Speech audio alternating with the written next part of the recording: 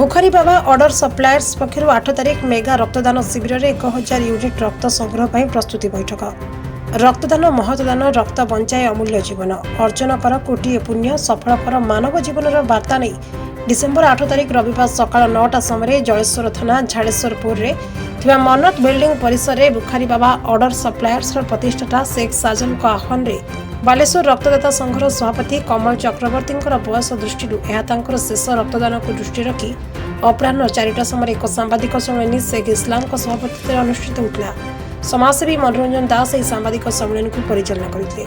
अन्य पक्षरे गत वर्ष एठारे आयोजित रक्तदान शिविर में 500 ऊर्ध्व यूनिट रक्त संग्रह होता बेले चलित वर्षर यह मेगा रक्तदान शिविर जेपरी 1000 यूनिट रक्त संग्रह हो सर्वोपरि बालेश्वर जिला समग्र राज्य में रक्त संग्रह कर बड़का जिला मान्यता पाइब से नहीं बैठक में जिला रक्तदाता संघर सभापति कमल चक्रवर्ती और बुखारी बाबा ऑर्डर सप्लायर्स प्रतिष्ठाता शेख साजन सांबादिक शेख अब्दुल रहीम प्रमुख वक्तव्य गुरुत्वारोप करते। शिविर को सफल करने बैठक समस्त सहयोग लोड़ा जाइतिला। बैठक में अन्य मध्य शेख इस्लाम जायरा बीबी शेख समेसर शेख सफीद शेख सहिल इम्ताज खान मोती खान अमित कुमार उमाशंकर इम्ताज खान आजाद खान प्रमुख उपस्थित थे। Bukhari order supply corporator SK Sajan Jhadeswarpur Jaleshwar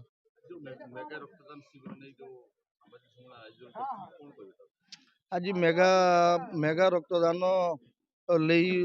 सांबादिक सम्मेलन करने उद्देश्य जो कि पूर्वर बुखारी ऑर्डर सप्लाई रक्तदान शिविर करी आसी एवं अनेक लोकंक रक्तदान रक्त आवश्यक पूरण करिछि।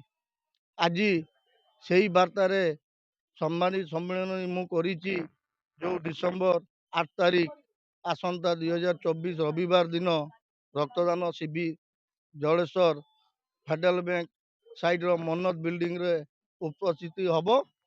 समस्ते रक्त दबा रक्तदाता को मोर अभिनंदन मोर तांको सकाळ 9टा घटिका समय आसिकी रक्त दे महत्वपूर्ण एथरे आमे 1000 यूनिट लक्ष्य रखीचु। समस्त को मोर अनुरोध आसिकी रक्तदान देउंतु और 1000 यूनिट आमे करिबु लक्ष्य रखीचु।